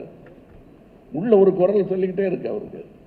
வேண்டாம் இந்த விஷப்பரீட்சை எதுக்குன்னு கூட 4 பேர் சொன்னால் கூட அதை விஞ்சி அந்த கருத்தை ஏற்றுக்கொள்ளுதல். அது மாதிரி வன்முறை நமக்குள்ளே இருக்கும். கோபம், அவன் நாக்கன் வெட்டணையா அப்படிங்கிறதெல்லாம் செஞ்சு பார்க்கக்கூடாது.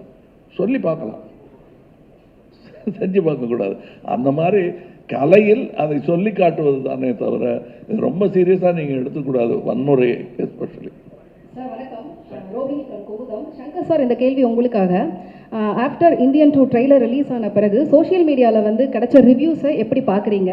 ப்ளஸ் 90s கிட்ஸ் வந்து இந்த படத்தை, அதாவது பார்ட் 1 ரீவிசிட் பண்ணிட்டு வரணுமா வேணாமா?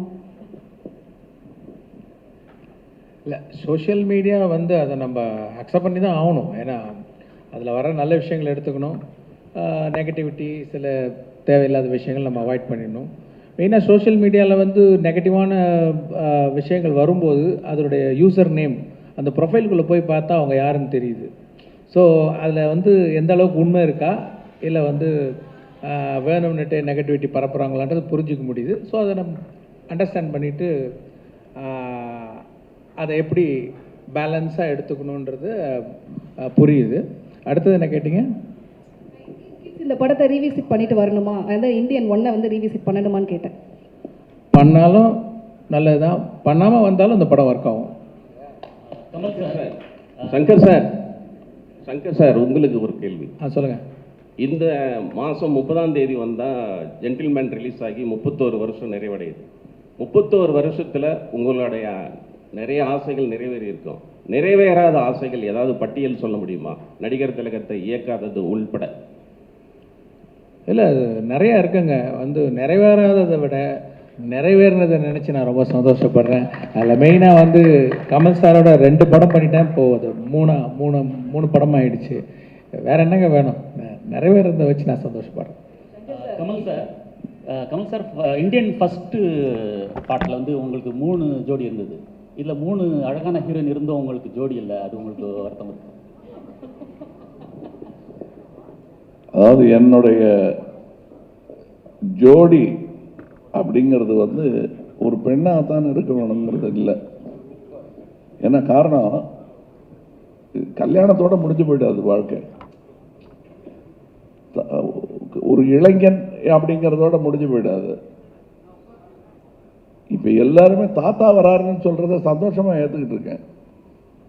அதுக்கு முன்னாடியே வித்து போட்டவர் சங்கர், அவருக்கு நன்றி சொல்லணும். மணிரத்னத்துக்கு நன்றி சொல்லணும். 30 வயசு 35 வயசுக்குள்ள என்னை இந்த மாதிரி வேஷங்கள் போட்டதுனால வயோதிக பயம் என்பதை இந்த இருவரும் வைத்தியம் பண்ணி நீக்கிட்டாங்க என்கிட்ட.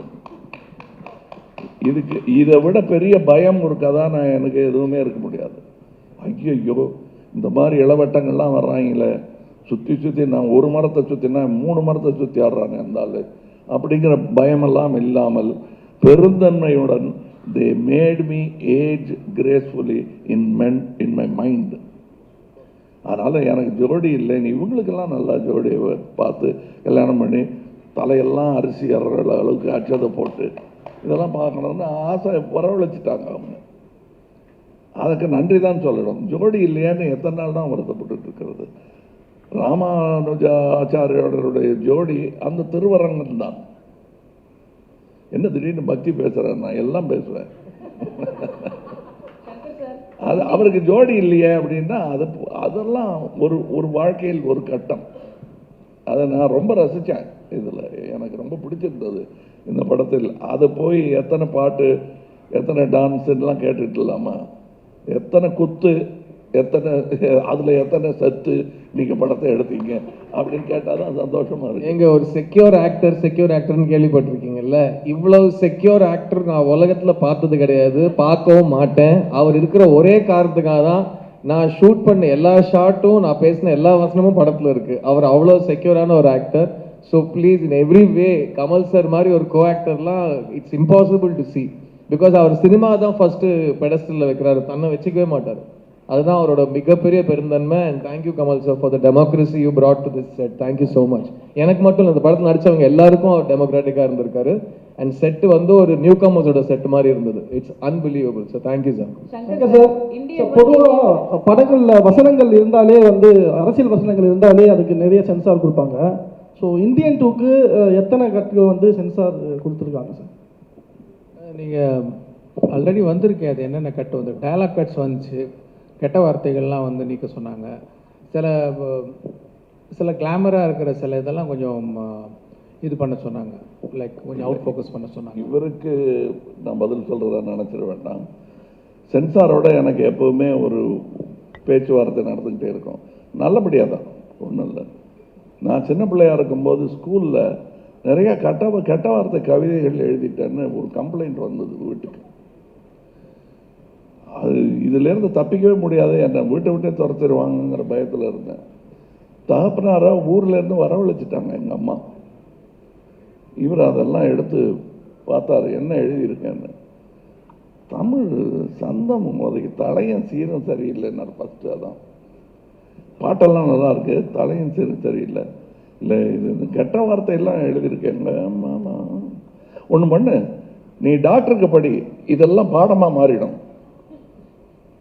அப்படின்னாரு. நீ என்னென்ன வார்த்தைகள் யூஸ் படுத்திருக்கியோ இதெல்லாம் டாக்டருக்கு படிச்சேன்னா அது பாடமாக மாறிடும் இல்லையா? உறுப்புகள் பெயரெல்லாம் அதில் சொல்லியிருப்பாங்க, அவ்வளோதான் கெட்ட வார்த்தை, வேற என்ன கெட்ட வார்த்தை? இல்லை, ஆண் மக்கள் தங்கள் செய்ய முடியாத தொழிலை பெண்கள் செய்யும் அந்த பொறாமையில் அவங்க அந்த தொழிலை இழிவாக பேசுறது தான் கெட்ட வார்த்தை. இவங்களால செய்ய முடிஞ்சிருந்தா அது கெட்ட வார்த்தையாகவே மாறி இருக்காது. இவ்வளோதான். இந்த கெட்ட வார்த்தைங்கிறதுக்கு வந்து நான் சென்சாருக்கு விடுக்கும் தூது இது. கலைஞன் ஒரு ஜெயகாந்தன் மாதிரியாக இருக்கிற ஒரு எழுத்தாளர் தன் கதையை தன் கேரக்டரை ஆழ பதிவு செய்வதற்கு இந்த கெட்ட வார்த்தைகள் மிகவும் பயன்படும். கெட்டதையும் நல்லதையும் பக்கத்தில் வச்சா தான் இது உப்பு இது காரம்னு தெரியும். அதனால சென்சார்கிட்ட நான் விடுக்கும் வேண்டுகோள், இந்தியன் படத்துக்கு இல்லை, அதான் முடிச்சு சர்டிஃபிகேட் வாங்கிட்டாருன்னு நினைக்கிறேன், நான் விடுப்பது இனி எழுதவிருக்கும் படங்களுக்கு. ஏன்னா நீங்க தடுத்துட்டதுனால என் பிள்ளைகள்லாம் தெருவில் கெட்ட வார்த்தை கேட்காம தப்பிச்சிருப்பான். கண்டிப்பா எல்லாரும் எல்லா நேரமும் கேட்டுக்கிட்டு இருக்கிற வார்த்தை, அதில் எது தரம் குறைந்தது, எது தரம், நம்ம போடுற சட்ட கலர்ல எது வசதியானது, எது விலை குறைந்தது, எது காடியானது, எது கம்மியானதுங்கிறத நம்மளை முடிவு பண்ண வைப்பது நம்முடைய சுற்றுச்சூழல் தானே. அந்த மாதிரி இது நடக்கும். தயவுசெய்து இப்ப இவர் காட்டுற வில்லன் வந்து இவர் அல்ல, ஆனா அந்த வில்லனை அவர் யோசிக்கிறாரு, இப்படி ஒருவன் இருப்பது சமுதாயத்திற்கு கேடு என்று. இதெல்லாம் அனுமதிக்கணும், காட்டணும். இன்னும் வன்முறையினால் வரும் வன்முறையை சந்தோஷமான நிகழ்வா படத்தில் காட்டாம அது வலிக்கிற மாதிரி காட்சிகளா அதை காட்டினோம்னா வாழ்க்கையில் நிகழாது. இது தூது, அவ்வளோதான். எல்லாமே ஓப்பன் சீக்ரெட். இதெல்லாம் மீறி பார்ட் 2 பண்ணணும்னா என்ன பண்ணுவீங்க நீங்கள்? ஸோ கிட்டத்தட்ட ஒரு 28 வருஷம் ஆச்சுன்னா ஒரு 20 வருஷமாக வந்து இந்த பார்ட் 2 கதை பண்ணணும்னு சொல்கிற உணர்வு இருக்குது. ஆனால் கதை அமையலை. ஏன்னா அதெல்லாம் தவிர்த்துட்டு சில விஷயங்களை தவிர்க்க முடியாது. ஸோ ஏற்கனவே பார்த்தது இல்லாமல் இந்த உணர்வை இறக்கி வைக்கணும் அப்படின்னும் போது இந்த கதையும் திரைக்கதையும் காட்சிகளும் தான் பெரிய சேலஞ்சிங்காக இருந்தது. இன்னொன்று வந்து பார்ட் 1 வெறும் தமிழ்நாட்டை சுற்றி தான் நடக்கும் கதை. இது பார்ட் 2 வந்து இந்தியா பூரா விரியுது கதை. அப்படின்னும் போது நான் முடிஞ்ச வரைக்கும் அத்தனை ஸ்டேட்டையும் இந்த படத்தில் காட்டணும்னு நான் முயற்சி பண்ணியிருக்கேன், ஆல்மோஸ்ட் பண்ணியிருக்கேன். ஸோ அத்தனை ஸ்டேட்டுக்கு லொக்கேஷன் பார்த்து அத்தனை ஸ்டேட்லேயும் பர்மிஷன் வாங்கி அத்தனை ஸ்டேட்லேயும் ஷூட் பண்ணி கொண்டு வர்றது. ஸோ அது பெரிய சேலஞ்சிங்காக இருந்தது. மெயினாக வந்து ஆடியன்ஸ் ஏற்கனவே என்னுடைய படங்களை பார்த்துட்டு இதில் வரும்போது இன்னும் கொஞ்சம் ஏதாவது எதிர்பார்ப்பாங்க, அதை பூர்த்தி செய்யணுன்ற போது அது ஒரு பெரிய சேலஞ்சாக இருந்தது. சங்கர் சார், ஒரு கொஸ்டின் சார். அதான் வந்து நீங்கள் சாங் ரிலீஸ் ஆனதுக்கப்புறமே சோசியல் மீடியாவில் ட்ரெண்டிங்கில் இருந்தது. நீங்கள் வந்து இந்த சாங்கை ஏஆர் ரஹ்மான் சார்கிட்ட கேட்டிங்களா? இந்தியன் 2க்கு வந்து அப்ரோச் பண்ணிங்களா? ஏன்னா அவர் பண்ணியிருந்தா இன்னும் கொஞ்சம் பயங்கரமாக இருந்திருக்குங்கிறது வந்து ரொம்ப பெரிய டாப்பிக்காக போச்சு. எதனால் அனிருத் சாரை சூஸ் பண்ணீங்க?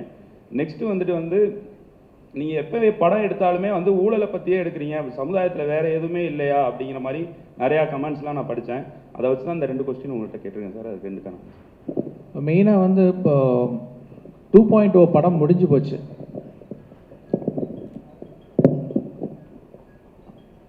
2.0 படம் முடிஞ்சு போச்சு. ஆனால் என்னென்னா அதோடைய சிஜி, அந்த பெரிய பேர்டு கேரக்டர் வந்து ஒரு சிஜி கம்பெனி ப்ராமிஸ் பண்ண டயத்தில் அந்த நான் எதிர்பார்த்த மாதிரி அவங்களால டெலிவர் பண்ண முடியல. அப்படின்னும் போது அது அப்படியே படத்தில் விட்டால் அது கண்டிப்பாக ஸ்பாயில் பண்ணிவிடுன்றதுக்காக திருப்பி ஸ்க்ராட்ச்லேருந்து அந்த பேர்டை க்ரியேட் பண்ண வேண்டிய ஒரு சுச்சுவேஷன் வந்துச்சு. ஸோ அந்த பேர்டை திருப்பி க்ரியேட் பண்ணி அதோடைய போஸ்ட் ப்ரொடக்ஷன் விஎஃப்எக்ஸ்லாம் முடியறதுக்கு 1 வருஷம் ஆகும் அப்படிங்கிற ஒரு சூழ்நிலை வந்தது. அதுக்குள்ளே நான் அந்த கதையை நான் ரெடி பண்ணிட்டேன், சார்கிட்டையும் ஃபுல்லாக சொல்லிட்டேன். அவங்களும் வந்து அந்த கதை பிடிச்சிருக்குன்னு சொன்னாங்க. ஸோ பிப்ரவரி, அதாவது இந்த 2.0 வந்து நவம்பர் ரிலீஸ் ஆச்சுன்னு நினைக்கிறேன், அக்டோபர் ஆர் நவம்பர். பிப்ரவரியில் நாங்கள் ஷூட்டிங் போகிறதுக்கு ரெடி ஆகிட்டோம் இந்தியன் படத்துக்கு. சாரும் வந்து பிப்ரவரி டேட்ஸ்லாம் கொஞ்சம் ஒதுக்கி வச்சு போயிடலாம் அப்படின்ற மாதிரி சொன்னாங்க.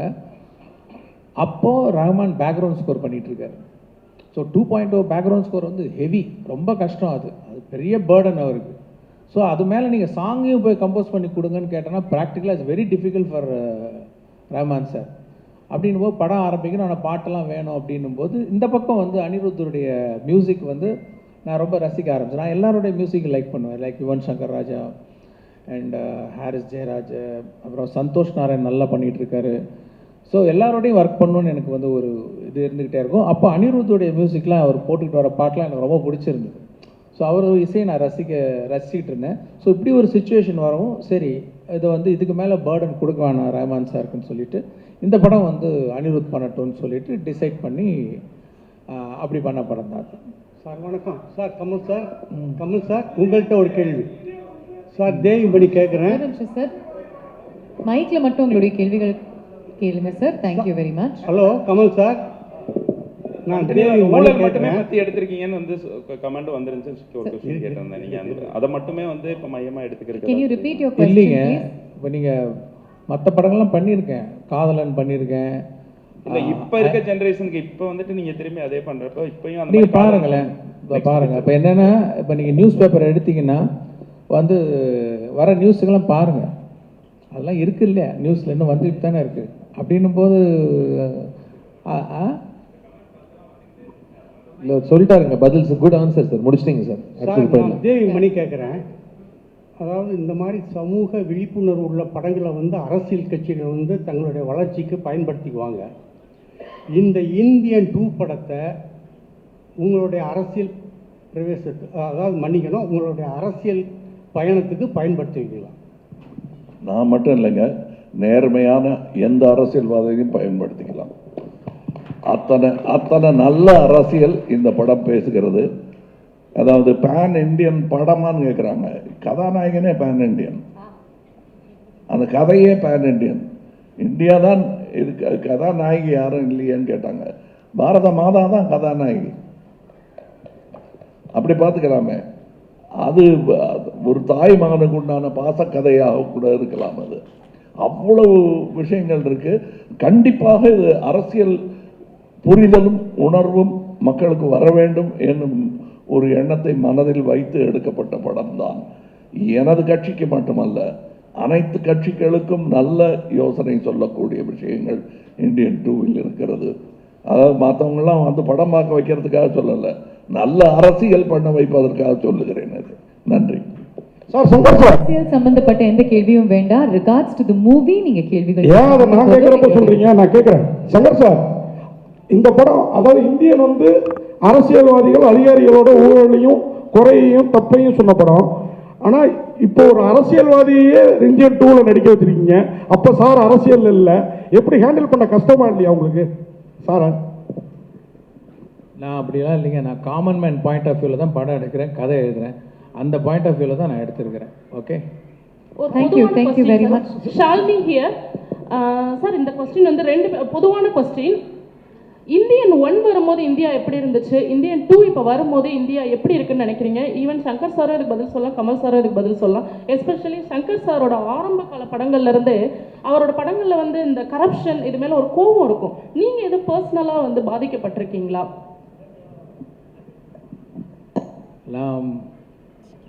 உங்கள் ஃபர்ஸ்ட் கொஸ்டின் என்ன? சாரி.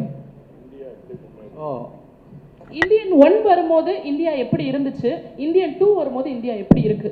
அந்த கேள்வி நான் உங்கள்கிட்ட கேட்கணும்னு விரும்புகிறேன். நீங்கள் சொல்லுங்கள் ப்ளீஸ். அப்போ நான் குழந்தையா இருந்தேன், அதனால தெரியல. சரி சரி. இப்போ இன்னமும் அந்த கரப்ஷன் சரியாகலன்னு தோணுது அப்படின்னு நீங்கள் நினைக்கலையா? நினைக்கிறேன்.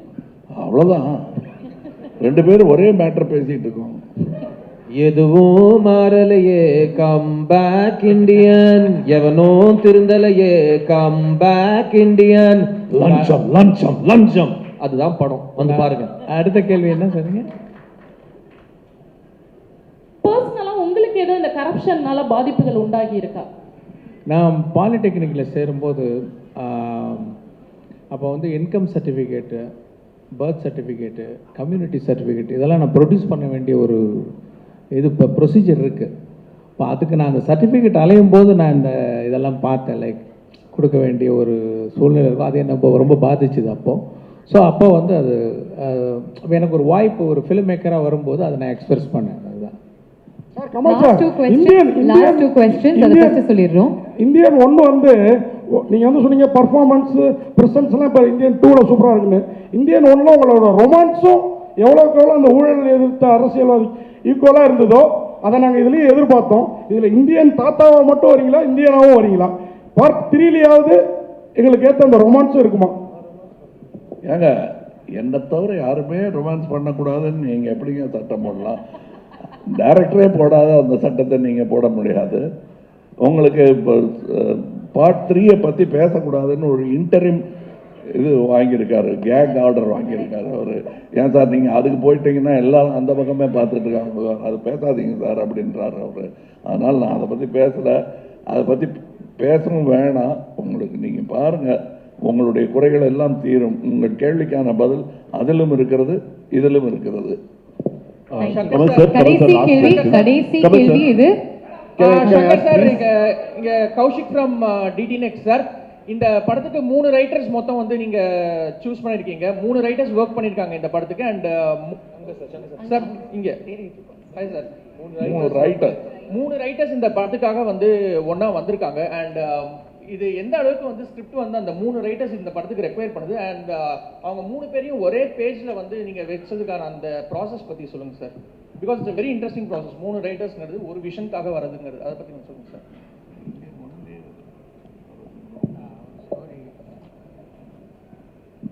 இப்போ என்னென்ன தேடுறது தாங்க.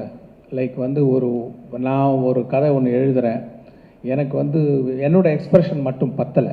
ஏன்னா நான் படித்த புஸ்தகங்கள், நான் கேள்விப்பட்ட விஷயங்களை பேஸ் பண்ணி நான் ஒரு கதையும் ஒரு திரைக்கதை ஒன்று எழுதுறேன். அது ஒரு வசன வடிவாக வரும்போது அது இன்னும் ஒரு நல்ல ஒரு எழுத்தாளர், இன்னும் நிறைய படித்த வந்து வேற ஒரு விதமாக வந்து எல்லாத்தையும் பார்க்குற ஒரு எழுத்தாளர் கிட்ட போயிட்டு வரும்போது, இல்லாட்டி எல்லாமே என் குரலாக இருக்கும். ஒரு ரைட்டர்கிட்ட போயிட்டு வரும், ஒவ்வொரு கதாபாத்திரத்துக்கும் வேறு வேறு குரல் ரொம்ப ஒரு அழகாக வரும்.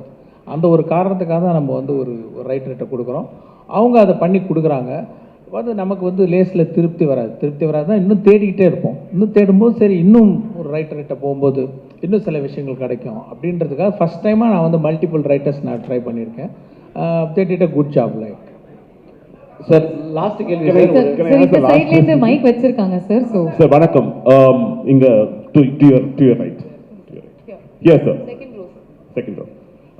சார், 2 விஷயங்கள் வந்து இந்தியன் அப்படின்னு எடுத்துக்கிட்டாலே வந்து எப்போவுமே வந்து மக்களுடைய கவனத்தை கவரும். ஒன்று வந்து வாஸ் ப்ராஸ்தெட்டிக்ஸ், தி அதர் வாஸ் வர்மம்.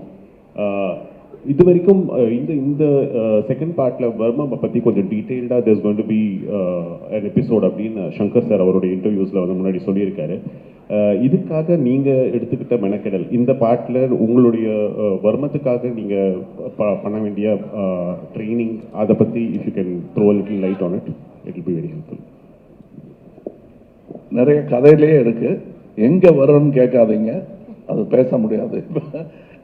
பட் கதையிலேயே எங்கிருந்து இவன் கற்றான், எதனால் இதை கற்றான், யார் கற்றுக் கொடுத்தார்கள், இந்த விஷயங்கள்லாம் இருக்குது கதையில். அது பகுதி பகுதியாக சொல்லப்பட்டிருக்கிறது.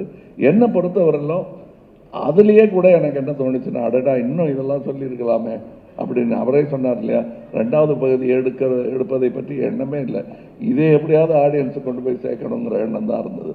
படத்தில் எல்லாரும் அதை ரசிக்கும் போது அதை சொல்லியிருக்கலாமே, இதை சொல்லியிருக்கலாமேன்னு தோணி விட்டதையெல்லாம் சாதித்து மறுபடியும் கையில் எடுக்கக்கூடிய படம் தான் இந்தியன் 2. அதில் நீங்கள் பார்ப்பீங்க நிறையா வர்மக்கலை பற்றிய விஷயங்கள் இருக்குது. அந்த வர்மக்கலை மார்ஷல் ஆர்ட்ஸ் மூலம் எப்படி உலகமே இணைகிறது என்பதை ஒரு சின்ன காட்சியிலெல்லாம் காட்டியிருக்காரு.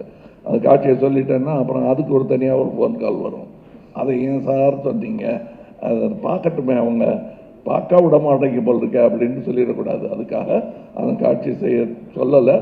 பட் உலக மார்ஷல் ஆர்டிஸ்ட் எல்லாம் தமிழ் கலையை எப்படி மதிக்கிறார்கள் என்பது படத்தில். உங்கள் அனுமதியோட ஒரு அடிஷன் சார், இதில் ஒரு விரலால் வர புரட்சி என்னன்னு நீங்கள் எலெக்ஷனில் பார்த்துருக்கீங்க, அதே விரலால் இன்னொரு புரட்சி ஒரு வர்மத்தில் காட்ட போகிறாரு, அதையும் இந்த எலெக்ஷனுக்கு அப்புறம் இந்த படத்தில் பாருங்கள் please. Sir, Kamal. Last question for the day. Last question, please. Sir, one fanboy or question, sir. Like Indian franchise தாண்டி ஒரு beautiful creative collaboration with Kamal sir once again ஏதாவது பாசிபிள் எதிர்பார்க்கலாமா? இந்தியன் ஃப்ரான்ச்சைஸ் தாண்டி இன்னொரு கொலாபரேஷன் கமல் சாரோட. எந்த கதையை பண்ணாலும் அவர் ஒரு தடவை வந்துட்டு போவாருங்க மைண்டில். We are waiting sir. எங்கள் பாய்ஸ் 2 வந்தாலும் அவர் தாங்க ஃபர்ஸ்ட் வருவார். தேங்க்யூ. இந்த ஃபன் நோட்டோட நாங்க வந்து இந்த நிகழ்ச்சியை முடிச்சுக்கிறோம். சார் கமல் சார், இன்னைக்கு நீங்க சேனாதிபதியா உருவெடுத்திருக்கீங்க. இன்னைக்கு நீட்டும் கள்ளச்சாராயமும் அழிக்க முடியாத சுச்சுவேஷன்ல இருக்கு. சேனாதிபதியா இதுக்கு முடிவு என்ன? அதாவது நான் கள்ளச்சாராயத்தை பற்றி பல இடத்துல பல ஊடகங்கள் சொல்லியிருக்கேன்.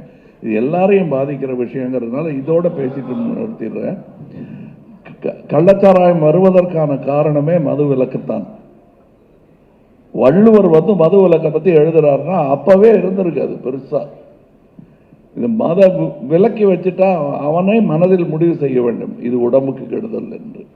விஷம் இதுதான், நெருப்பு இதுதான், இதை தொடக்கூடாது, இதை உண்ணக்கூடாது என்னும் உணர்வு பொது வெளியில் வர வேண்டும். அப்பதான் இது போகுமே தவிர மது விலக்கு பண்ணி வச்சுக்கிட்டா கள்ளச்சாராயம் மிகும், அதனால் கள்ளச்சந்தை பெருகும், கள்வர்கள் பெருகுவார்கள்.